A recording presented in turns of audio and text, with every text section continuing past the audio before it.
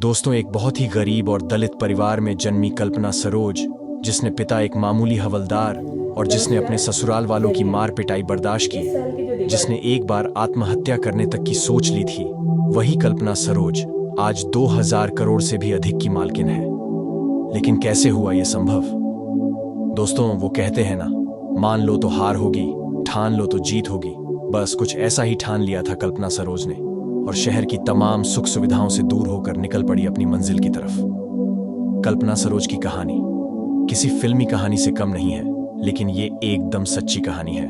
चलिए इस प्रेरणा भरी कहानी को शुरू से जानते हैं। कहानी की शुरुआत होती है 1961 में, जब महाराष्ट्र के जिले अकोला के एक छोटे से गांव रोपरखेड़ा के एक दलित और बहुत ही गरीब परिवार में कल्पना सरोज का जन्म हुआ। दलित समाज में जन्म लेने के कारण उन्हें बहुत सी उपेक्षाएं सहनी पड़ी और बहुत सी कठिनाइयों का सामना करना पड़ा। कल्पना के पिताजी एक पुलिस हवलदार थे, जिनका वेतन 300 रुपए प्रति माह हुआ करता था। कल्पना के घर में 3 बहन, 2 भाई, चाचा चाची, दादा दादी उनके साथ रहते थे। मात्र 300 रुपए में वह इतने बड़े परिवार का खर्च उठाते थे। कल्पना जी पास ही के सरकारी स्कूल में पढ़ने जाती थी। कल्पना जी के गांव में सुख सुविधाओं जैसी कोई चीज नहीं थी, जैसे कि बिजली, पानी, पक्के मकान।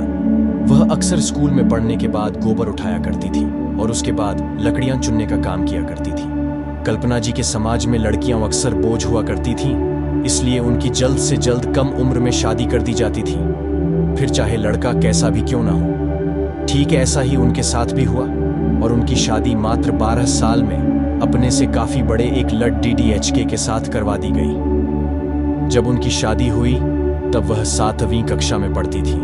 शादी के बाद वह मुंबई चली गई, जहां मुसीबतें पहले से उनका इंतजार कर रही थी। कल्पना जी ने बताया, उनके ससुराल वाले इतने बेरहम थे कि इंसानियत, दया, प्यार ऐसे शब्दों का उन लोगों से दूर दूर तक कोई लेना देना नहीं था। कल्पना जी के ससुराल वाले उन्हें खाना नहीं देते थे, उनके साथ मार पिटाई करते थे। कल्पना जी कहती है कि उन्हें शुरुआत में बहुत परेशानी आई, लेकिन धीरे धीरे मार सहने की आदत पड़ गई और बस रोजाना किसी न किसी बात पे उनके ससुराल वाले उनसे मार पिटाई करते ही थे। जब 6 महीनों के बाद उनके पिता उनसे मिलने उनके पास गए, तब उनके पिता से कल्पना जी की वो दशा देखी नहीं गई और वो उन्हें वापस अपने घर ले आए। जब कल्पना अपने घर आ जाती है तो उन्हें अपने समाज के ताने सहने को मिलते हैं। उनके समाज के लोगों ने ये जानने तक की कोशिश नहीं की कि कल्पना वापस क्यों आई, बल्कि उन्हें तो सिर्फ ताने मारने, बुरी नजर से देखने में मजा आता था। कल्पना के पिताजी ने कल्पना को दोबारा पढ़ाने की कोशिश की, लेकिन इतना सब कुछ हो जाने के बाद अब कहाँ पढ़ाई में मन लगता। अब बस बहुत हो चुका था। कल्पना को अपने जीवन के सभी दरवाजे बंद लगने लगे और उन्होंने सोचा, अब जीना तो मुश्किल है लेकिन मरना तो आसान है। बस इसी सोच के चलते उन्होंने कहीं से 3 बोतल जहर की खरीद ली और अपनी बुआ के घर पर तीनों बोतलें एक साथ पी गई। अफरा तफरी में उनकी बुआ उन्हें डॉक्टर के पास लेकर गई और उनका बचना एक तरह से नामुमकिन था। लेकिन शायद भगवान ने कल्पना की जिंदगी में कुछ और ही लिख रखा था और वह बच गई। जिंदगी ने कल्पना को एक मौका दिया और कल्पना ने अपनी जिंदगी से एक वादा किया कि कुछ करके मर सकते हैं तो क्यों ना कुछ करके जिया जाए। बस अब उन्होंने ठान लिया कि कुछ तो करना है। कल्पना जी को मालूम नहीं था कि उन्हें फिर से मुंबई में कदम रखने पड़ेंगे और वह अपने चाचा के यहाँ आ गई। कल्पना सिलाई का काम जानती थी, इसलिए उनके चाचा ने उन्हें कपड़े की मील में सिलाई का काम दिलवा दिया। कल्पना अपना आत्मविश्वास बिल्कुल खो चुकी थी, इसलिए सिलाई का काम जानते हुए भी वह सिलाई नहीं कर पाई और उसे धागे काटने का काम दे दिया गया। इस काम के बदले उन्हें रोजाना के 2 रुपए मिलते थे। धीरे धीरे वह सिलाई का काम भी करने लगी और अब उन्हें प्रति माह 225 रुपए मिलने लगे। यहाँ पर भी मुसीबतों ने कल्पना जी का पीछा नहीं छोड़ा और उनकी बहन की काफी बीमार रहने के कारण मृत्यु हो गई, क्योंकि उनके पास इलाज करवाने के पैसे नहीं थे। अब कल्पना जी को समझ आया कि दुनिया की सबसे बड़ी बीमारी है गरीब होना। उन्होंने अब तय कर लिया कि वह भी कुछ करके दिखाएगी। अब उन्होंने कुछ करने का सोच लिया था और इसी सोच के साथ सबसे पहले उन्होंने अपने घर में सिलाई मशीनें लगवाई और दिन में 16-16 घंटे काम करने लगी। इससे कुछ पैसे आने लगे, लेकिन सिलसिला यही खत्म नहीं होता। अब तो उन्होंने शुरुआत की थी कल्पना ने, अब बिजनेस करने की सोची, लेकिन इतने पैसे उनके पास नहीं थे जिनसे वो अपना खुद का कोई बिजनेस शुरू कर सके। इसलिए उन्होंने सरकार से लोन लेने की सोची। सरकार से लोन लेना कहा इतना आसान है, इसलिए उनके घर के पास एक आदमी रहता था जो सरकार से लोन दिलवाया करता था। कल्पना जी को जब उस आदमी के बारे में मालूम चला तब उन्होंने उस आदमी से लोन लेने के बारे में बात की, लेकिन उस आदमी ने कल्पना को इग्नोर किया। कल्पना ने उस आदमी के घर के चक्कर लगाने तब तक नहीं छोड़े जब तक उसने लोन दिलवाने के लिए हाँ नहीं बोल दिया। लेकिन जब कल्पना जी को मालूम हुआ कि 50,000 रुपए लोन लेने के लिए 10,000 रुपए इधर उधर लोग को खिलाने पड़ेंगे, तब कल्पना जी ने उन्हें साफ मना कर दिया और कल्पना ने अपना खुद का एक ऐसा संगठन बनाया जो इसी प्रकार के काम करवाता था, वो भी बिना पैसे खिलाए पिलाए। ये संगठन धीरे धीरे काफी मशहूर हो गया और अब कल्पना जी भी काफी पॉपुलर हो गई। अब उन्होंने भी 50,000 का लोन ले लिया और इन पैसों से अपना खुद का फर्नीचर का बिजनेस शुरू किया। कल्पना जी की उम्र उस समय 22 वर्ष थी। इसके बाद उन्होंने एक ब्यूटी पार्लर खोला।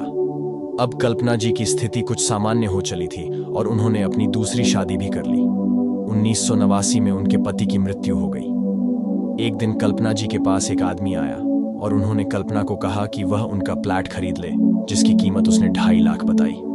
लेकिन कल्पना ने कहा उसके पास इतने पैसे नहीं हैं। इस पर उस व्यक्ति ने कहा वह उसे अभी सिर्फ 1 लाख रुपए दे दे। कल्पना ने उसे 1 लाख रुपए दे दिए, लेकिन बाद में मालूम हुआ कि वह जमीन तो विवादों से घिरी हुई है, वहां कुछ भी नहीं बनाया जा सकता।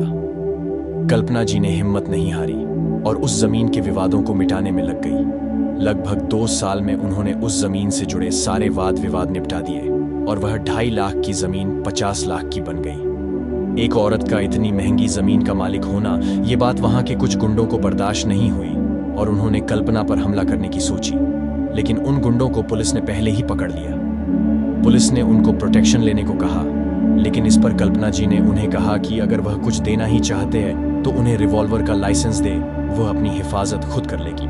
कल्पना जी ने अपनी जमीन पर कुछ काम करने की सोची, लेकिन इसके लिए उनके पास पैसे नहीं थे, इसलिए उन्होंने सिंधी बिजनेसमैन से पार्टनरशिप कर ली। इस पार्टनरशिप में उन्होंने करोड़ों रुपए कमाए। एनआर कमानी ने 1960 में इस कंपनी की शुरुआत की थी। शुरुआत में कंपनी ठीक से चली, लेकिन 1985 में कंपनी मैनेजमेंट और कंपनी लेबर के बीच कुछ विवाद उत्पन्न हुए, जिस कारण कंपनी बंद पड़ गई।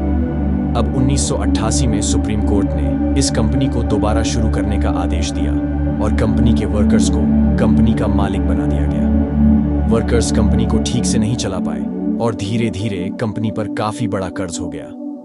साल 2000 में कंपनी के वर्कर्स कल्पना जी के पास गए और उनसे मदद मांगी, क्योंकि उन्होंने सुना था कि कल्पना जी एक अच्छी बिजनेसमैन है और काफी दयालु भी है। उस समय कंपनी पर करीब 115 करोड़ का कर्ज हो चुका था और साथ ही बहुत से विवादों से भी घिरी हुई थी। कल्पना ने पहले उनकी मदद करने से मना कर दिया, लेकिन जब उन्होंने कहा कि अगर वह उनकी मदद करेगी तो कंपनी में काम कर रहे करीब 3000 वर्कर्स का भला होगा, जो गरीबी से जूझ रहे हैं, जिनके बच्चे भूखे मर रहे हैं, यहाँ तक कि कुछ वर्कर्स भीख भी मांग रहे हैं। कल्पना जी गरीबी के दर्द को भली भांति समझ सकती थी। अब उन्होंने फैसला लिया कि वो उनकी मदद करेगी। इसके बाद कल्पना कमानी ट्यूब की बोर्ड मेंबर बन गई और उन्होंने 10 लोगों की एक बेहतरीन टीम बनाई। कल्पना ने उस कंपनी की रिपोर्ट तैयार की और उस रिपोर्ट से उनको मालूम हुआ कि कंपनी पर ज्यादातर कर्ज, पेनल्टी और ब्याज का है। यह सब देखकर कल्पना जी ने वित्त मंत्री से विनती की कि अगर वह इस कंपनी पर लगे पेनल्टी और ब्याज को माफ कर दे तो वह मूलधन वापस कर देगी। इस पर जिन जिन बैंक का कर्जा था, उन्होंने कल्पना को कहा कि वह सारा पेनल्टी और ब्याज की रकम माफ कर रहे हैं, साथ में मूलधन का भी 25% माफ कर देंगे। अब कंपनी में खामोशी की लहर छा गई और सभी वर्कर्स एक साथ मिलकर काम करने लगे। जब कोर्ट ने देखा कि कल्पना जी कमानी ट्यूबर्स को अच्छे से संभाल रही है, तो कोर्ट ने उनको कंपनी का मालिक बना दिया। साथ ही कोर्ट ने कल्पना को 7 साल का समय दिया बैंक का सारा पैसा चुकाने के लिए। लेकिन ये 7 साल तो बहुत ज्यादा थे। कल्पना ने तो सिर्फ 1 साल में ही सभी बैंक्स के लोन चुका दिए। सिर्फ इतना ही नहीं, उन्होंने वर्कर्स की रुकी हुई 3 साल की सैलरी भी दी।